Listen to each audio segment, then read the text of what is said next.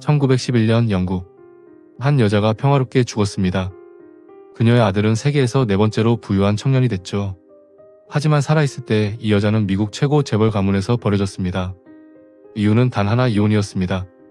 그녀의 이름은 마가렛 에스터. 남편의 서명 한 장이면 사람 하나를 지울 수 있던 시대의 여자였습니다.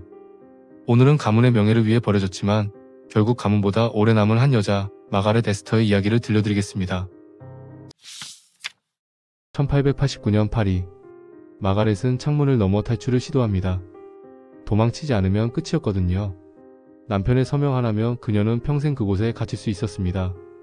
당시 프랑스에서는 남편이 아내를 정신병원에 보낼 수 있었습니다. 진단명은 단 하나, 히스테리. 말대꾸를 해도 울어도 그걸로 충분했습니다. 한번 들어가면 밖으로 나오는 건 거의 불가능했습니다. 1875년 22살의 마가렛은 네덜란드 외교관 남작과 결혼했어요.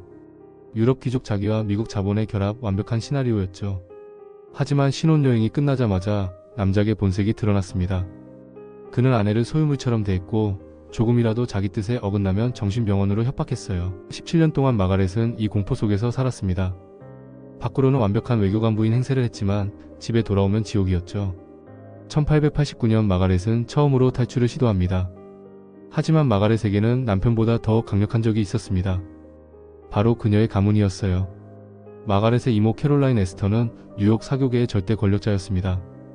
그녀가 만든 400인 클럽 이 명단에 없으면 그 사람은 사회적으로 존재하지 않았습니다. 이 가문에서 이혼은 살아있는 추방이었습니다. 마가렛은 2주간의 항해 끝에 뉴욕에 도착했습니다. 하지만 남작은 즉시 편지를 보냈어요. 아내가 정신병을 앓고 있다. 치료가 필요하다. 파리로 돌려보내달라. 에스터 가문은 패닉에 빠졌습니다. 마가렛의 도망은 엄청난 스캔들이었거든요. 가문은 결정을 내렸습니다. 마가렛을 남편에게 돌려보내기로 한 겁니다. 이모 캐롤라인이 직접 나섰습니다. 에스터 가문은 이혼하지 않는다.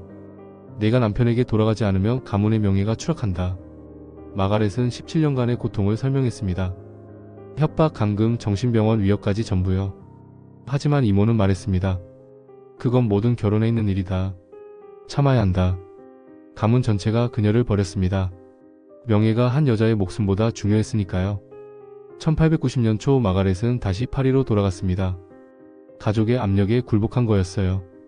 파리로 돌아온 마가렛의 삶은 더 끔찍해졌습니다.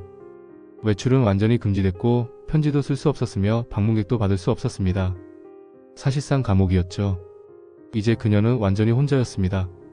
하지만 마가렛은 이혼을 준비했습니다.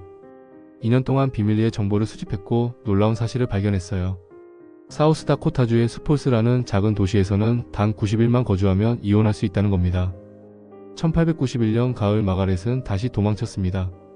이번에는 더 조심스럽게 움직였어요. 2주간의 항해 끝에 뉴욕에 도착했고 다시 기차를 타고 서쪽으로 향했습니다. 목적지는 스폴스였어요. 스폴스는 불행한 결혼의 메카, 이혼의 수도라고 불렸습니다. 부유한 여성들이 전국에서 몰려들었고 카타렉트 하우스 호텔은 사실상 이혼 대기실이 됐죠. 그들은 서로를 이혼 콜로니라고 불렀습니다. 여기서는 여자도 떠날 수 있었습니다. 1892년 2월 드디어 재판날이 왔습니다. 법정은 250명이 넘는 구경꾼으로 가득 찼고 전국에서 기자들이 몰려들었어요. 마가렛은 17년간의 고통을 차분하게 진술했습니다. 남편이 어떻게 자신을 협박했는지, 정신병원에 보내겠다고 위협했는지, 외출과 편지를 금지했는지 설명했어요. 하지만 가장 충격적인 순간은 따로 있었습니다. 마가렛의 친오빠가 증인으로 나온 거예요. 그런데 그는 피고 측 증인이었습니다. 남편 편에 선 거죠. 오빠는 법정에서 이렇게 증언했습니다. 남작은 누이를 친절하게 대했습니다. 누이가 과장하고 있다고 생각합니다. 법정이 술렁였어요. 가문은 그녀를 부정했습니다. 하지만 법은 달랐습니다. 파리에서 온 하녀들이 증언했죠. 남작이 실제로 마가렛을 감금했고 정신병원에 보내려 했다고요. 1892년 3월 5일 판사는 판결을 내렸습니다. 이혼을 허가한다. 마가렛은 자유로워졌습니다. 17년 만에 처음으로 진짜 자유를 얻은 거예요. 하지만 놀라운 건 그 다음이었습니다. 단 이틀 뒤인 3월 7일 마가렛은 재혼했습니다. 신랑은 윌리엄 매트슨. 마가렛이 진짜 사랑하던 사람이었어요. 그들은 뉴욕에서 처음 만났는데 마가렛이 남작과 결혼하기 전이었습니다. 하지만 매트슨은 귀족이 아니었고 에스터 가문은 그를 인정하지 않았죠. 마가렛이 수포스로 도망쳤을 때 매트슨도 그녀를 따라왔어요. 90일 동안 기다렸고 이혼이 확정되자마자 청혼했습니다. 48시간 만에 재혼한 겁니다. 신문들은 스캔들 중에 스캔들이라고 보도했죠. 하지만 이건 복수가 아니라 선택이었습니다. 처음으로 자신이 선택한 남자와 결혼한 거였으니까요. 에스터 가문은 마가렛을 완전히 추방했습니다. 마가렛 에스터라는 사람은 우리 가문에 존재하지 않는다. 하지만 그들은 한 가지를 놓쳤어요. 마가렛의 신탁 자산이었죠. 마가렛과 매트스는 영국으로 떠났습니다. 1910년 마가렛은 영국 캔터베리 근처에 거대한 저택을 샀고 구매가의 3배를 들여 리노베이션했습니다.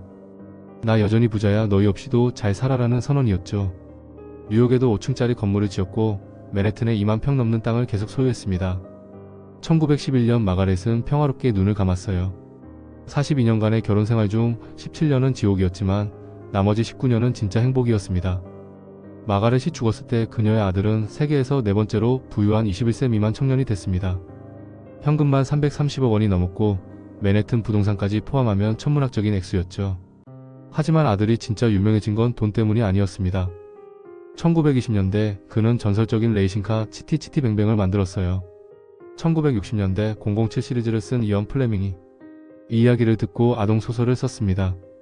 1964년 출간된 치티치티뱅뱅은 즉시 베스트셀러가 됐고 1968년엔 뮤지컬 영화로 만들어졌죠. 지금도 전 세계 아이들이 사랑하는 고전입니다. 에스터 가문은 마가렛을 지우려 했습니다. 가족 기록에서 이름을 삭제하고 초상화를 지우고 언급조차 하지 말라고 했죠. 하지만 마가렛의 아들은 20세기 대중문화의 아이콘을 만들었습니다. 에스터라는 이름은 희미해졌지만 마가렛의 선택은 아직도 달리고 있습니다. 지배자들의 숨겨진 서고를 시청해주신 여러분 감사합니다. 다음 에피소드에서는 엘바 벤더빌트의 이야기를 들려드리겠습니다. 180억 원짜리 파티 한 방으로 사교계의 여왕을 굴복시킨 여자, 그리고 이혼 후 미국 여성 참정권 운동의 선봉에 선 혁명가의 이야기입니다.